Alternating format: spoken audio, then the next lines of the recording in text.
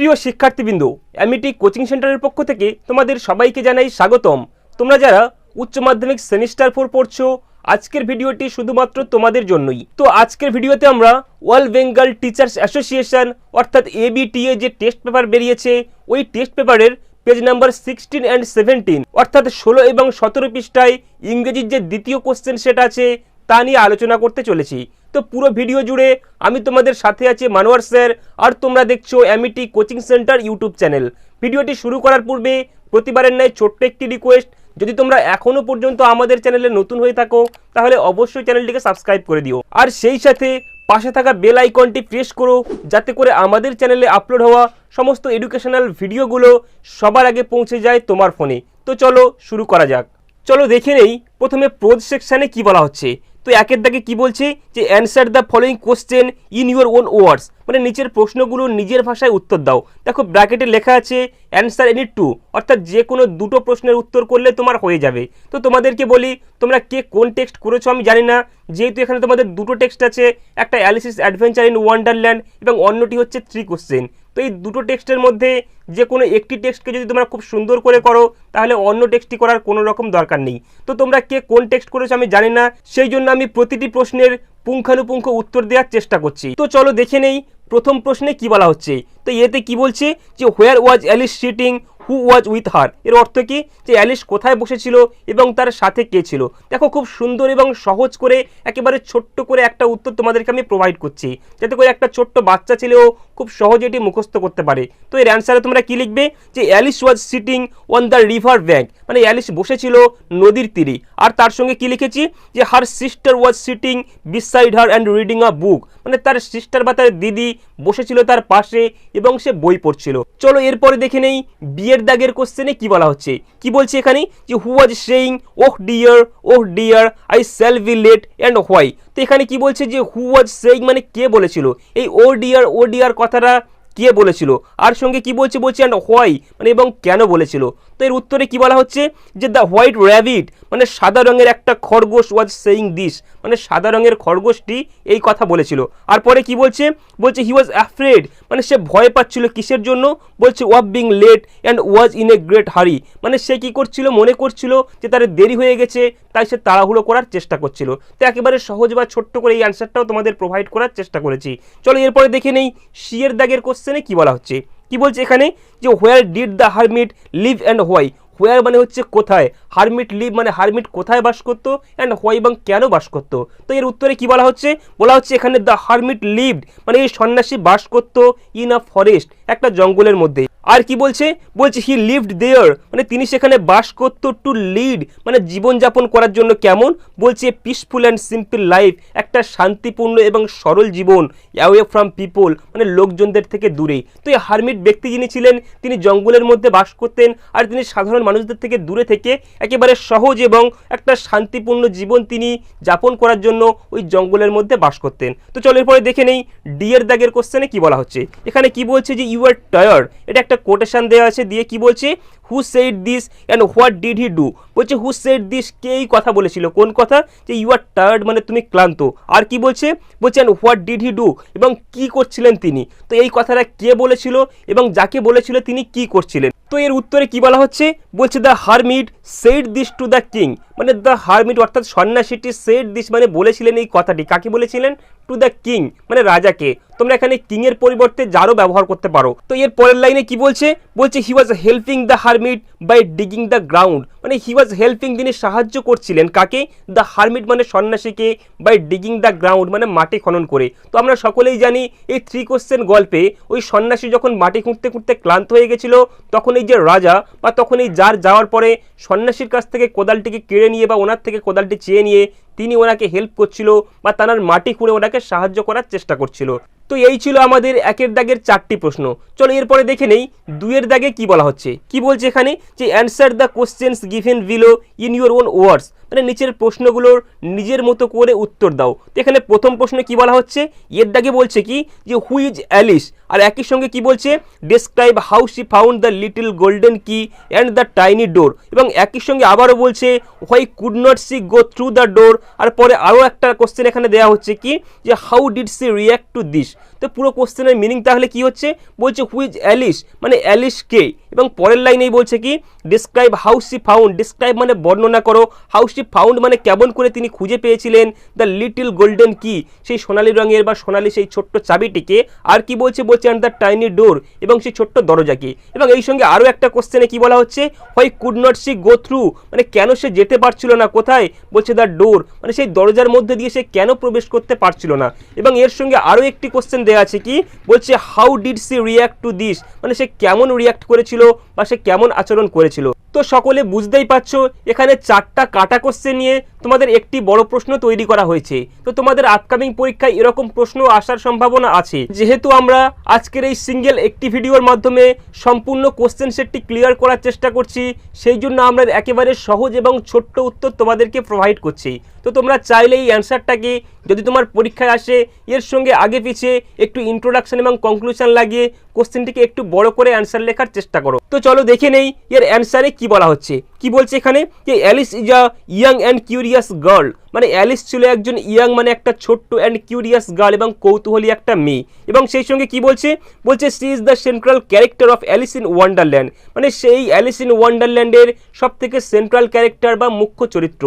তোমরা এখানে Alice in Wonderland না লিখে ডাউন দ্য র্যাবিট হোলও লিখতে পারো, কোনো সমস্যা নেই। তো এর পরের লাইন কি বলা হচ্ছে after falling into the rabbit hole, মানে এই র্যাবিট হোলে বা খরগোশের গর্তে পড়ে যাওয়ার পরে কি হয়েছে সি রিচেস মানে সে পৌঁছে গেছিল কোথায়, হল উইথ মেনি লক ডোর, সে একটা হলে পৌঁছে গেছিল যেখানে অনেকগুলো দরজা ছিল বা অনেকগুলো ডোর ছিল যেগুলো কি ছিল লকড মানে তালাবন্ধ ছিল।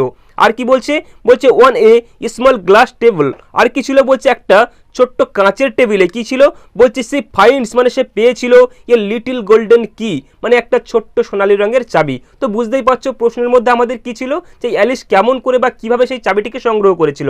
তো অ্যালিস কি হয়েছিল যখন এই খরগোশের গর্তে পড়ে যায় ওখানে একটা কাঁচের একটা টেবিল পেয়েছিল, আর সেই টেবিলের মধ্যে কি হয়েছিল টেবিলের উপরেই সেই সোনালী রঙের ছোট্ট চাবিটিকে পেয়েছিল। এরপরে কি বলা হচ্ছে উইথ দিস কি মানে এই চাবিটি দিয়েই সি ওপেন্স দ্য টাইনি ডোর মানে সেই ছোট্ট দরজাটিকে খুলেছিল।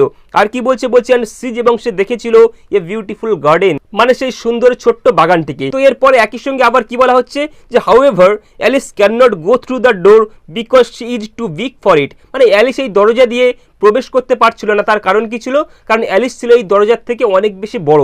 এরপরে কি বলা হচ্ছে সে ফিলস মানে সে অনুভব করছিল কেমন ডিসঅ্যাপয়েন্টেড মানে সে হতাশা অনুভব করছিল। আর কি অ্যান্ড স্যাড এবং সে দুঃখিত হয়েছিল। আর পরে কি বলা হচ্ছে সে সিটস ডাউন মানে সে বসে পড়েছিল। আর কি অ্যান্ড স্টার্টস ক্রাইং এবং সে কাঁদতে শুরু করেছিল। আর সবশেষে কি বলা হচ্ছে wishing C could become small enough to enter the garden, এর মানে কি সে চেষ্টা করছিল বা সে চাইছিল একেবারে ছোট্ট হতে, কেমন enough to enter the garden এই বাগানে প্রবেশ করার মতো একেবারে যথেষ্ট ছোট্ট। অর্থাৎ কি ওই যে দরজাটা ছিল সেই দরজা থেকে সে যেন প্রবেশ করতে পারে ওই বাগানের মধ্যে, সেই রকম ছোট্ট সে হতে চাইছিল। তো এই ছিল আমাদের 2 এর দাগের সহজ সরল এবং সংক্ষিপ্ত উত্তর। চলো এরপরে দেখে নেই 2 বিতে কি প্রশ্ন দেওয়া হয়েছে। কি বলছে এখানে why did the bearded man become an enemy of the tsar, একই সঙ্গে আবার কি বলছে হোয়াট ডিড হি সোয়ার অ্যান্ড রিজলভ টু ডু, এবং একই সঙ্গে আরও একটা কোশ্চেন দেওয়া আছে কি why did he ask forgiveness of the tsar and what did he promise him. এর অর্থ কি প্রথমে বলছে কি why did the bearded man become an enemy of the tsar, এই বিয়ার্ডেড ম্যানটি মানে এই দাড়িওয়ালা যে ব্যক্তিটি ছিল এই ব্যক্তিটি বা এই আগন্তুক ব্যক্তিটি কেমন করে জারের শত্রু হয়েছিল। এর সঙ্গে দ্বিতীয় পার্টের কোশ্চেনে কি বলা হচ্ছে হোয়াট ডিড হি সোয়ার অ্যান্ড রিজলভ টু ডু মানে সে কি করার জন্য প্রতিজ্ঞা করেছিল বা মন স্থির করেছিল। এবং একই সঙ্গে শেষ কোশ্চেনে কি বলেছে why did he ask forgiveness মানে কেন সে ক্ষমা চেয়েছিল, কার কাছে অফ দ্য জার মানে জারের কাছে। আর কি and what did he promise him এবং তাকে সে কি প্রমিস করেছিল মানে সে কি প্রতিজ্ঞা করেছিল। অর্থাৎ কি এই জারের কাছে ওই ব্যক্তিটি বা আগন্তুক দাড়িওয়ালা ব্যক্তিটি কেন ক্ষমা চেয়েছিল এবং এই জারের কাছে সে কি প্রতিজ্ঞা করেছিল। তো দেখো তোমাদেরকে বলি, আমরা কিছুদিন আগে আমাদের ইউটিউব চ্যানেলে এই 3 কোশ্চেন বাই লিও টলস্টয় থেকে সবথেকে গুরুত্বপূর্ণ 4টা প্রশ্ন নিয়ে ভিডিও বানিয়েছি। তো ওই ভিডিওর মধ্যে আমরা যে 4টা প্রশ্ন তোমাদেরকে প্রোভাইড করেছি, তোমরা ওই 4টা প্রশ্ন যদি ক্লিয়ারলি মুখস্থ করতে পারো তাহলে 3 কোশ্চেন থেকে এমন কোনো প্রশ্ন তোমাদের পরীক্ষায় আসতে পারে না যে প্রশ্নটা তোমার অজানা থাকবে। তাই তোমাদেরকে বলবো তোমরা অবশ্যই 3 কোশ্চেনের যে 4টা ভিডিও আমরা আপলোড করেছি ওই ভিডিওগুলো দেখে নাও। আমি ডেসক্রিপশন বক্সে তোমাদের জন্য লিঙ্ক দিয়ে দিলাম, তোমরা এখান থেকে ক্লিক করেও ভিডিওগুলো দেখতে পারো। তাই আমি এই কোশ্চেনটার নতুন করে আর অ্যান্সার প্রোভাইড করলাম না, তাহলে তোমাদের দুটো কোশ্চেনের জন্য দু রকম অ্যান্সার প্রোভাইড করা হবে। তাই তোমাদেরকে রিকমেন্ড করবো অবশ্যই তোমরা ইউটিউব চ্যানেলে গিয়ে বা অবশ্যই ডেসক্রিপশন বক্সে ক্লিক করে সেখান থেকে তোমরা যে লিঙ্ক প্রোভাইড করছি ওখান থেকে 3 কোশ্চেনের যে 4টা কোশ্চেন দেওয়া আছে ওগুলোকে নিজেদের খাতায় নোট ডাউন করো এবং সেগুলোকে ক্লিয়ারলি মুখস্থ করে তারপর তোমার উচ্চ মাধ্যমিক সেমিস্টার 4 এর এক্সামে প্রবেশ করার চেষ্টা করো। তো চলো এরপরে আসি পোয়েম সেকশন। তো পোয়েম সেকশনে 3 দাগে কি বলা হচ্ছে যে answer the following questions briefly, answer any two. তো তোমরা সকলেই জানো তোমাদের কবিতাতে 3টা কবিতা আছে এবং এই 3টা কবিতা থেকে তুমি যদি যে কোনো দুটো কবিতা ক্লিয়ারলি করো তাহলে 3 নম্বর কবিতা তোমার পড়ার কোনো রকম দরকার নেই, কারণ এখান থেকে তোমার প্রায় 6টা প্রশ্ন আসবে এবং এই 6টা প্রশ্নের মধ্যে থেকে তুমি যদি যে কোনো দুটো প্রশ্নকে অ্যাটেন্ড করতে পারো তাহলে অন্য 4টা প্রশ্ন তোমার অ্যাটেন্ড করার কোনো প্রশ্ন আসে না।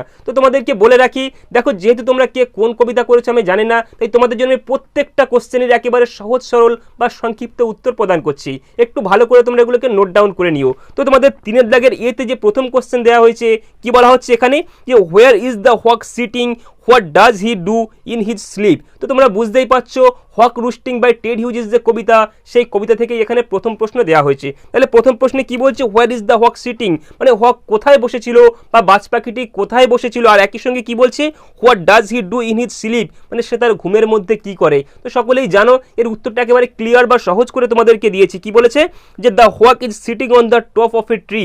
দ্য হক মানে বাজ পাখিটি ইজ সিটিং বসে আছে কোথায়, on the top of a tree, মানে গাছের একেবারে মগ ডালে বা চূড়ায়। আর একই সঙ্গে কি বলছে যে ইভেন ইন হিজ স্লিপ, মানে সে তার এই ঘুমের মধ্যে হি প্ল্যানস হিজ নেক্সট কিল, মানে সে পরিকল্পনা করে তার পরবর্তী শিকারের জন্য। এর অর্থ কি, মানে সে ঘুমের মধ্যেই বাজ পাখি তার শিকারের মহড়া দেয়। তাহলে বুঝতে পারছো বাজ পাখি বসে থাকে সব থেকে উঁচু গাছের একেবারে মগ ডালে এবং সে যখন ঘুমায় বা বাজ পাখি যখন রেস্ট নেয় সেই রেস্টের মধ্যে বা তার ঘুমানোর মধ্যে সে শিকারের মহড়া দেয় বা পরবর্তী শিকারের জন্য সে প্ল্যান করে বা পরিকল্পনা করে। চলো এরপরে দেখে নেই বিয়ের দাগের কোশ্চেনে কি বলা হচ্ছে। বিতে কি বলছে যে where are the hawk's feet locked, where মানে কোথায়, are the hawk's feet lock মানে এই যে বাজ পাখির পাগুলো কোথায় লকড হয়ে আছে, মানে কোথায় আটকে আছে। আর কি বলছে হোয়াট ডাজ ইট ইন্ডিকেট, মানে এর মাধ্যমে কি বোঝানো হচ্ছে। তো এই অ্যান্সার কি বলা হচ্ছে বলছে দ্য হকস ফিট, মানে বাজ পাখির পাগুলো আর লকড এগুলো আটকে আছে on the rough bark of the tree, মানে গাছের এই যে গাছগুলোর উপরে সে বসেছিল সেই গাছের একটা রাফ বার্কে মানে গাছের ছালের মধ্যে আটকে আছে। আর পরে কি বলছে ইট ইন্ডিকেটস, মানে এটা বোঝাচ্ছে হিজ স্ট্রেংথ, মানে তার শক্তি অ্যান্ড ফার্ম কন্ট্রোল এবং তার দৃঢ় নিয়ন্ত্রণকে ওভার নেচার, মানে প্রকৃতির উপরে। তো সে যে এই যে গাছের উপরে বা সে গাছের যে ছালের গায়ে তার যে নখ আটকে রেখেছে এর মাধ্যমে কি বোঝানো হচ্ছে বাজ পাখির দৃঢ় যে কন্ট্রোল ক্ষমতা এবং একই সঙ্গে তার শক্তিকে বোঝানো হচ্ছে। চলো এরপরে দেখে নেই শিয়ের দাগের কোশ্চেনে কি বলা হচ্ছে। কি বলছে এখানে যে what shakes against the cold in sonnet 73, what does it symbolize. বুঝতেই পারছো উইলিয়াম শেক্সপিয়ারের সনেট 73 থেকে নেওয়া হয়েছে। এখানে কি বলা হচ্ছে যে হোয়াট সেক্স মানে কি ঝাঁকুনি দেওয়া হয় বা কোনগুলোকে কাঁপানো হয় এগেইনস্ট দ্য কোল্ড মানে ঠান্ডার বিপরীত দিকে।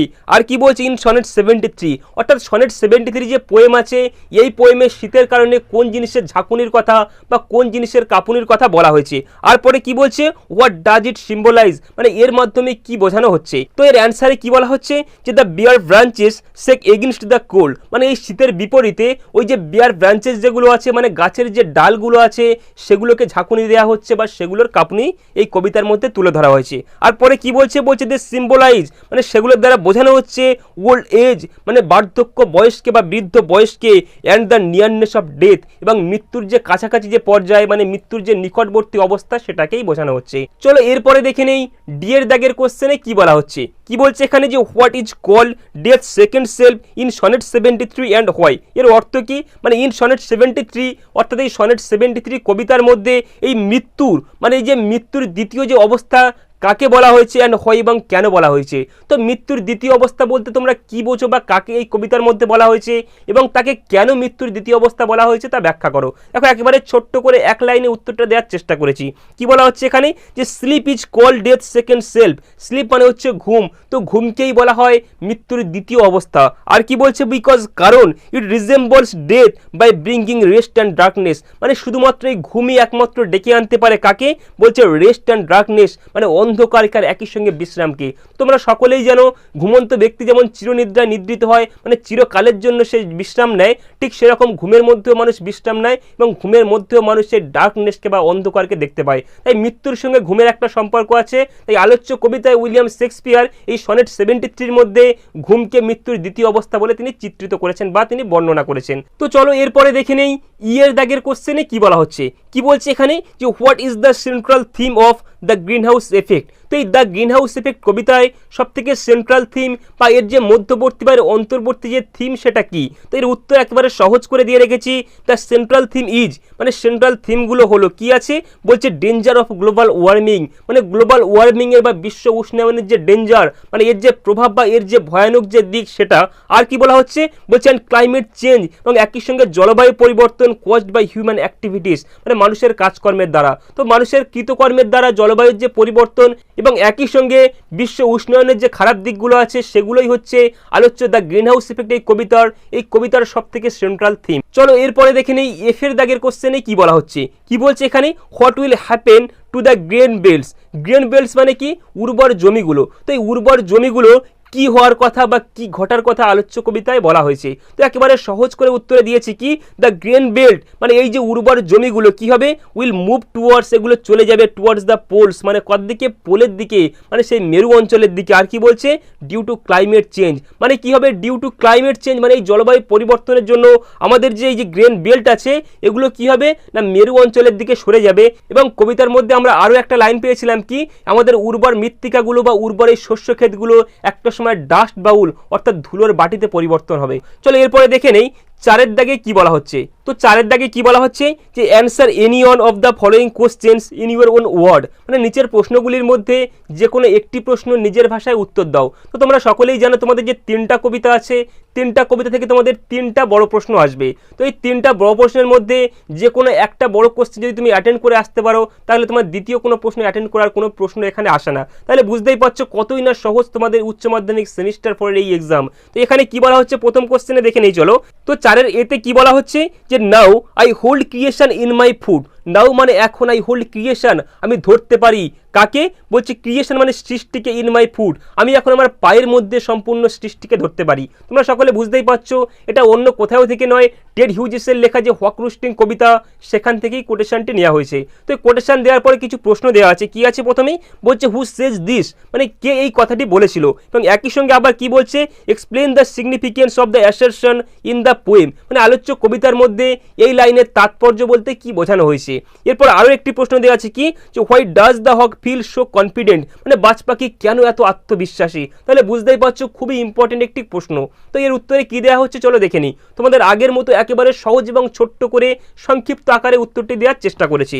তো উত্তরে কি বলা হচ্ছে, the hawk says this line, the hawk মানে বাজ পাখি এই কথাটি বলেছে কোথায়, in the poem Hawk Roosting, মানে হক রুস্টিং কবিতার মধ্যে বাজ পাখি এই কথাটি বা বাজ পাখি এই লাইনটি বা উদ্ধৃতিটি বলেছে। এরপর আবার কি বলা হচ্ছে, দ্য লাইন শোজ, মানে এই লাইনটি দেখিয়েছে, কি দেখিয়েছে, দ্য হকস প্রাইড, মানে বাজ পাখির গর্ব কিংবা বাজ পাখির অহংকারকে। আর কি বলছে, অ্যান্ড সেন্স অফ পাওয়ার, এবং তার ক্ষমতাকে। তো বুঝতেই পারছো পরে এই সঙ্গে আরও একটি লাইন দেওয়া আছে কি, বলছে ইট বিলিভস, মানে সে বিশ্বাস করে, কি বিশ্বাস করে, দ্যাট যে ইট কন্ট্রোলস, মানে সে কন্ট্রোল করতে পারে বা সে নিয়ন্ত্রণ করতে পারে কাকে, বলছে লাইফ অ্যান্ড ডেথ, মানে এই জীবন এবং মৃত্যুকে। অর্থাৎ বাজ পাখি মনে করে বা বাজ পাখি বিশ্বাস করে সে একা এই জীবন এবং মৃত্যুকে সে নিয়ন্ত্রণ করতে পারে। তো এর পরের লাইনে কি বলা হচ্ছে, বলছে the hawk feels confident, the hawk মানে বাজ পাখি ফিলস কনফিডেন্ট, মানে সে আত্মবিশ্বাসী অনুভব করে, বিকজ কারণ কিসের জন্য সে নিজেকে আত্মবিশ্বাসী করে।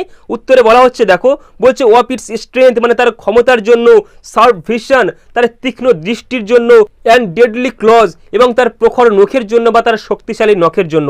এবং একই সঙ্গে আবার কি বলছে, নাথিং ক্যান চ্যালেঞ্জ, মানে কেউ তাকে চ্যালেঞ্জ করতে পারে না।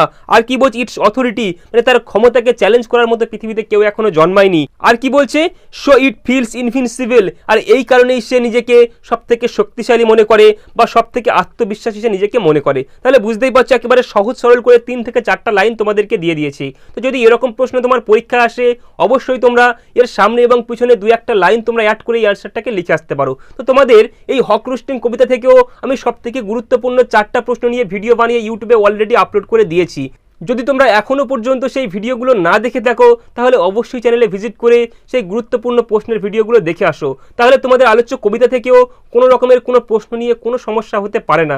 চলো এরপরে দেখে নেই বিয়ের দাগের কোশ্চেনে কি বলা হচ্ছে। কি বলছে এখানে, বলছে who's addressed in sonnet 73 what message does the speaker convey and why. তো এখানে একদম সহজ সরল একটি প্রশ্ন দেওয়া আছে, কি হুইজ অ্যাড্রেসড, মানে কাকে বর্ণনা করা হয়েছে ইন সনেট 73, মানে উইলিয়াম শেক্সপিয়ার তার সনেট 73 এই কবিতার মধ্যে কাকে বর্ণনা করেছেন বা কাকে নিয়ে তিনি আলোচনা করেছেন। আর একই সঙ্গে বলছে কি হোয়াট মেসেজ, মানে কি বার্তা, কি বলছে ডাজ দ্য স্পিকার কনভে, মানে স্পিকার বা বক্তা প্রদান করেছেন, অ্যান্ড হোয়াই, মানে আলোচ্য কবিতার মধ্যে উইলিয়াম শেক্সপিয়ার কোন বার্তাকে, মানে কোন মেসেজকে তিনি প্রোভাইড করেছেন, অ্যান্ড হোয়াই, এবং কেন তিনি প্রদান করেছেন। তো দেখো তোমাদেরকে বলে রাখি, আমরা জাস্ট কয়েকদিন আগে এই উইলিয়াম শেক্সপিয়ারের সনেট 73 থেকে সব থেকে গুরুত্বপূর্ণ 2 থেকে 3টা কোশ্চেন নিয়ে তোমাদের 2টো ভিডিও আপলোড করেছি আমাদের ইউটিউব চ্যানেলে। তো সেখানে পার্ট 1-এর যে ভিডিও আপলোড করেছিলাম, সেখানে আলোচ্য এই প্রশ্নটি নিয়ে পুঙ্খানুপুঙ্খ আলোচনা আমরা করেছি। তাই এই প্রশ্নটি নিয়ে আবার দ্বিতীয়বার আলোচনা করে সময় নষ্ট করতে চাইছি না। তাই ডেসক্রিপশন বক্সে তোমাদের সেই ভিডিওর লিঙ্ক দিয়ে দিলাম, ওখানে গিয়ে ক্লিক করে তোমরা এই যে কোশ্চেনের একদম পুঙ্খানুপুঙ্খ উত্তর তোমরা ওখান থেকে দেখে আসতে পারো। তো চলো দেখে নেই এরপর সিয়ের দাগের কোশ্চেনে কি বলা হচ্ছে। কি বলছে এখানে, বলছে what does the poet mean by the line. দেখো নিচে একটা লাইন দেওয়া আছে, বলছে নিচের এই নিম্নলিখিত লাইনের মাধ্যমে কবি কি বোঝাতে চেয়েছেন।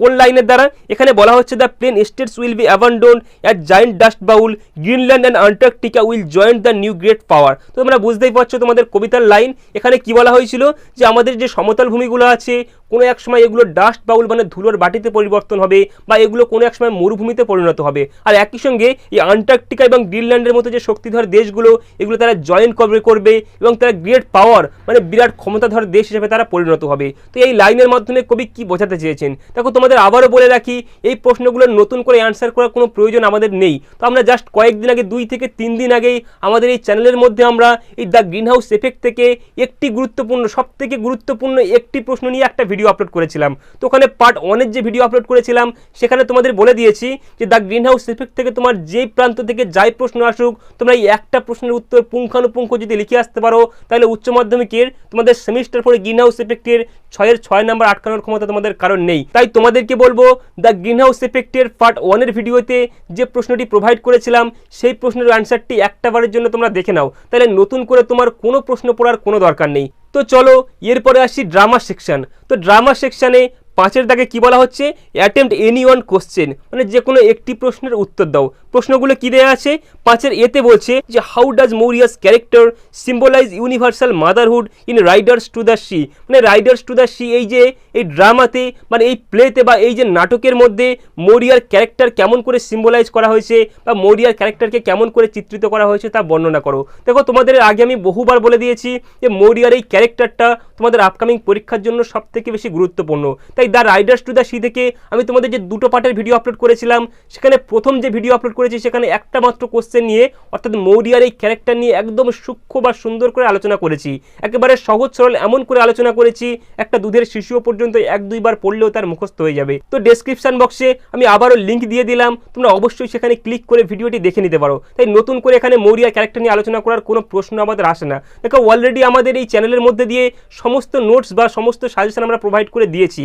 তাই তোমাদের উচ্চ মাধ্যমিক সেমিস্টার 4-এ আমাদের এই সাজেশনগুলোকে ফলো করলে নতুন প্রশ্ন মুখস্থ করার মতো আর কিছু নেই। তো তোমরা দেখতেই পাবে আমরা যতগুলো প্রশ্ন আমাদের সামনে পাবো সবগুলো আমাদের আয়ত্তের মধ্যেই থাকবে। তো তোমরা একটু কষ্ট করে মৌরিয়ার ওই ক্যারেক্টারটা তোমরা আরও একবার ভিডিও থেকে দেখে নাও। আর যারা আগে আমাদের ভিডিও দেখেছিলে এবং খাতা যারা নোট করে রেখেছিল, ওদের তো কোনো কষ্ট বা কোনো সমস্যা আর নেই। তো চলো এরপরে আমরা দেখে নেই 5-এর বিতে কি প্রশ্ন দেওয়া হয়েছে। তো 5-এর বিতে কি বলছে, what does the plays say about the lives and believes of the Aran Islanders. তো এখানে অ্যারান আইল্যান্ডার্স যারা ছিল, মানে ওই অ্যারান দ্বীপের যে লোকেরা ছিল বা অ্যারান দ্বীপের যে জনগণ ছিল, ওদের যে বিলিফ মানে ওদের যে বিশ্বাস এবং তাদের যে জীবনযাত্রা কেমন ছিল তা নিয়ে আলোচনা করো। দেখো এই প্রশ্ন নিয়ে আমি তোমাদের ব্যাখ্যা করতে গেলে লাইন বাই লাইন একটু সময় লাগবে, তাই তোমাদের জন্য স্ক্রিনের উপরে যে অ্যান্সারটা সাজেস্ট করছি বা যে অ্যান্সারটা শো করছি এটা দেখে তোমরা তোমাদের খাতার মধ্যে নোট করে নাও, এবং এটাকে তোমরা নির্দ্বিধায় ব্যবহার করে বা এটাকে ইউজ করে তোমরা সুন্দর একটা নোটস তৈরি করতে পারো। তো চলো এরপরে আসি গ্রামার সেকশনে। তো গ্রামার সেকশনের 6 দাগে কি বলা হচ্ছে, ডু অ্যাজ ডিরেক্টেড, মানে নির্দেশ অনুসারে উত্তর দাও। এখানে দেখো এতে কোশ্চেন দেওয়া আছে, কি বলা হচ্ছে, turn into a complex sentence, মানে এটাকে কমপ্লেক্স সেন্টেন্সে পরিণত করো। তো এখানে সেন্টেন্স কি দেওয়া আছে, বলছে the student had made a mistake, মানে student had made a mistake দেওয়ার পরে দেখো একটা ফুল স্টপ দেওয়া আছে, তারপর আবার কি দেওয়া আছে, ইট ওয়াজ এ সিরিয়াস মিস্টেক দেওয়ার পর আবার ফুল স্টপ, এবং আবার কি বলা হচ্ছে, it could effect his final grade, আবার ফুল স্টপ দিয়ে কি বলা হচ্ছে, হি রিয়ালাইজড দিস, আবারও ফুল স্টপ দিয়ে একেবারে শেষে আরও একটা লাইন আছে, কি বলছে, he spoke to the teacher. তো বুঝতেই পারছো এখানে তোমাদের 5টা সেন্টেন্স দেওয়া হয়েছে। তো এই 5টা সেন্টেন্সকে একসঙ্গে জুড়ে একেবারে ছোট্ট করে একটা কমপ্লেক্স সেন্টেন্সে তোমাদের পরিণত করতে হবে। তো এই অ্যান্সারটা কি হবে চলো দেখে নেই। দেখো তোমাদের জন্য অ্যান্সারটা স্ক্রিনের উপরে শো করা হচ্ছে, কি বলছে এখানে, যে when the student realised that he had made A serious mistake which could effect his final grade he spoke to the teacher. সম্পূর্ণ 5টা বাক্যকে আমরা জুড়ে একটা সিঙ্গেল সেন্টেন্সে পরিণত করেছি, এবং এটা অবশ্যই কমপ্লেক্স সেন্টেন্স। তাহলে অ্যান্সারটা তোমরা ক্লিয়ার বুঝতে পারছো। দেখো এটাকে নিয়ে যদি আমরা পুঙ্খানুপুঙ্খ আলোচনা করি, মানে কোনটা কিভাবে হয়েছে এবং কেন হয়েছে, তাহলে আমাদের অনেক বেশি সময় লাগবে। তাই এটাকে নিয়ে আমরা ভিডিওটিকে বড় করতে চাইছি না। জাস্ট 2-3 দিন পরেই আমাদের এই চ্যানেলে ইংলিশ গ্রামার নিয়ে আমরা একটা সিরিজ আনতে চলেছি, এবং তার মধ্যে আমাদের এই গ্রামারগুলো কেমন করে ট্রান্সলেট হয় বা কেমন করে চেঞ্জ হয় তা নিয়ে তোমাদের সঙ্গে পুঙ্খানুপুঙ্খ আলোচনা করব। তাই যদি তোমরা এই গ্রামার নিয়ে তোমরা ভিডিও দেখতে চাও বা গ্রামারে তোমরা উপকৃত হতে চাও বা তোমাদের যে 5-এ 5 যে নাম্বার পেতে চাও, তাহলে অবশ্যই চ্যানেলটিকে সাবস্ক্রাইব করে রেখো। তো চলো এরপরে দেখে নেই ওয়ার্ড দিয়ে বিয়ের দাগের প্রশ্নে কি বলা হচ্ছে। কি বলছে এখানে, স্প্লিট ইনটু ইউনিক্লোজাল সেন্টেন্সেস, মানে নিচের এই বাক্যটিকে ইউনিক্লোজাল সেন্টেন্স করো বা একক বাক্যে পরিণত করো। এখানে একটা দেখো বড় বাক্য দেওয়া আছে, এই বড় বাক্যটিকে তোমাদের খণ্ডিত করে বেশ কয়েকটা বাক্য তোমাদের তৈরি করতে হবে। তো সেন্টেন্সটা কি দেওয়া আছে, বলছে I heard a strange noise from the attic, এরপরে কমা দিয়ে কি বলছে, and when I went to the investigate, পরে কি বলছে, I discovered a family of squirrels had made a nest there. এটা সম্পূর্ণ একটা সিঙ্গেল বাক্য আছে, এই বাক্যটাকে তোমাদের কেটে বেশ কয়েকটা বাক্য তৈরি করতে হবে। তো দেখো এই অ্যান্সার তোমাদের জন্য করে দিয়েছে একেবারে সহজ সরল করে। তো এখানে যে বাক্যগুলো তৈরি করেছি মাত্র 3টা বাক্য এখান থেকে তৈরি হয়েছে, আর সেই 3টা বাক্য কি, প্রথম কি বলা হচ্ছে, I heard a strange noise from the attic, তারপর দ্বিতীয় বাক্য কি, আই ওয়েন্ট টু ইনভেস্টিগেট, এবং তৃতীয় যে বাক্যটি তৈরি করেছি সেটা হচ্ছে কি, I discovered that a family of squirrels had made a nest there. তাহলে বুঝতেই পারছো উপরে এই সম্পূর্ণ বড় লাইনটি থেকে আমরা মাত্র 3টা কাটা বাক্য বা একক বাক্য তৈরি করেছি। তো চলো এরপরে আমরা দেখে নেই 7-এর দাগে কি বলা হচ্ছে। কি বলছে এখানে, fill in the blanks with appropriate articles and preposition, মানে নিজের শূন্যস্থানগুলো আর্টিকেল এবং প্রিপোজিশন দিয়ে পূরণ করো। দেখো এখানে একটা প্যাসেজ দেওয়া আছে, আর এই প্যাসেজের মধ্যে 3টা ফাঁকা জায়গা। তো এই 3টা ফাঁকা জায়গায় ঠিকঠাক আর্টিকেল এবং প্রিপোজিশন বসাতে পারলেই তোমাকে 1 গুণ 3 অর্থাৎ 3 নাম্বার তোমাদেরকে দেওয়া হবে। তো প্যাসেজটা কি বলা হচ্ছে, বলছে শুন her I fail dash a little glass box that was lying under dash table, she found dash it a very small cake. তো এখানে দেখো 3টে শূন্যস্থানে কি কি বসবে, আমার ব্যাখ্যা করার মতো সময় যেহেতু নেই, তাই তোমাদের শুধু অ্যান্সারগুলো বসিয়ে দিয়েছি এখানে। প্রথমটা হচ্ছে ওয়ান, দ্বিতীয়টা হচ্ছে দা, এবং শেষেরটা হচ্ছে ইন। এই 3টা বসাতে পারলেই তোমাদের 3-এ 3 তোমরা পেয়ে যাচ্ছ। তো চলো এরপরে আমরা দেখে নেই রাইটিং সেকশনে কি বলা হচ্ছে।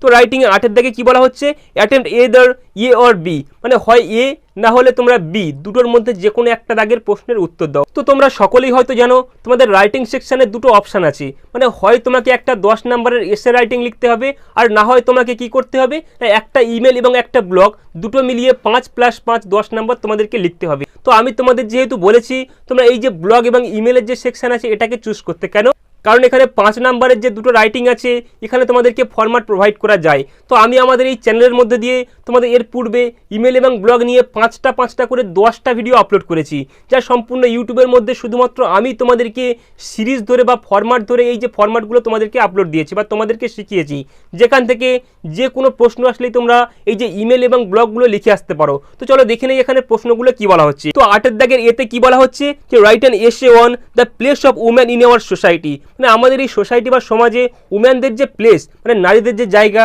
তা নিয়ে একটা এসে লেখো।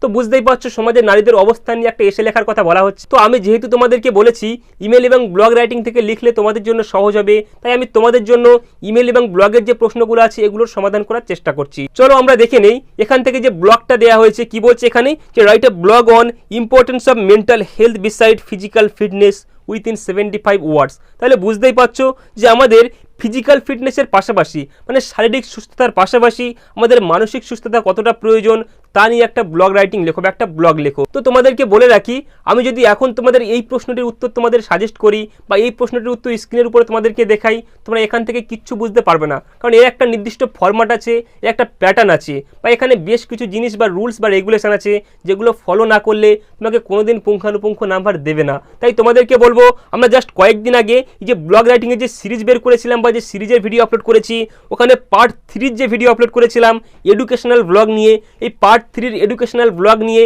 ওটাকে যদি তুমি একবার দেখতে পারো বা ওই ভিডিওটা যদি তুমি একবার দেখে নাও, তাহলে তোমাদের এই জাতীয় কোনো প্রশ্ন বা এই জাতীয় কোনো ব্লগ, শুধু এই নয় 5টা ভিডিও দেখে নেওয়ার পরে তোমার কোনো রকম কোনো ব্লগ একবারের জন্য আটকাবে না। তাই অবশ্যই সাজেস্ট করবো, শুধু এই প্রশ্নটার উত্তর জানতে চাইলে তুমি অবশ্যই আমাদের পার্ট 3 যে এডুকেশনাল ব্লগ আছে ওটাকে দেখে নাও। আর যদি সমস্ত ব্লগ রাইটিং তুমি পারতে চাও, তাহলে আমাদের 5টা যে ভিডিও আছে সম্পূর্ণ 5টা সিরিজ তোমরা একবারের জন্য দেখে নাও, তাহলে কোনো রকমের ব্লগ নিয়ে তোমাদের কোনো ঝামেলা থাকবে না। তো চলো এরপরে আমরা দেখে নেই যে ইমেল থেকে কি কোশ্চেন দেওয়া হয়েছে। কি বলছে এখানে, write an email to the headmaster, মানে তোমার প্রধান শিক্ষককে একটা মেল লেখো। কি নিয়ে বলছো, অফ ইউর স্কুল, মানে তোমার স্কুলের applying for duplicate marksheet of class 11, মানে তোমার ক্লাস 11-এর একটা ডুপ্লিকেট মার্কশিট প্রয়োজন। এটা নিয়ে তুমি তোমার স্কুলের যে হেড স্যার আছে বা স্কুলের যিনি প্রধান শিক্ষক আছেন তারাকে একটি মেল লেখো। তো তোমাদেরকে বলি, দেখো এই সেম জিনিসকে নিয়ে বা এই রাইটিংটা নিয়েই তোমাদের আমি একটা ভিডিও দিয়েছি। সেটা কোন ভিডিও, ইমেল রাইটিংয়ের যে ভিডিওগুলো আপলোড করছিলাম ওখানে পার্ট 2 যে ভিডিও দিয়েছিলাম ইমেল টু স্কুল অথরিটি।